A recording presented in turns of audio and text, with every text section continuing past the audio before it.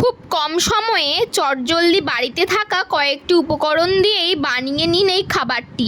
সকালের ব্রেকফাস্টে বা অফিসের টিফিনে বানিয়ে নিতে পারেন এই ধরনের খাবার। যেহেতু এটা চিড়ে দিয়ে তৈরি করা, তো এটা পেট অনেকক্ষণ ভর্তি রাখতে সাহায্য করে। খুব সহজ পদ্ধতিতে আমি করেছি। তো ফার্স্টে তেলের মধ্যে কারি পাতা আর বাদামটা ভেজে নিয়েছি। তারপর সামান্য তেল দিয়ে তার মধ্যে শুকনো লঙ্কা আর সর্ষে ফোড়ন দিয়েছি। তার মধ্যে একে একে গাজর, আলু, লঙ্কা দিয়ে ভালো করে মিক্স করে নিয়েছি। যেহেতু আমি নিরামিষ রান্না করেছি তাই পেঁয়াজটা দিইনি, আপনারা চাইলে পেঁয়াজ দিতে পারেন। তারপরে সেই চিড়ের মধ্যে স্বাদ মতন নুন, চিনি আর হলুদটা দিয়ে দিতে হবে।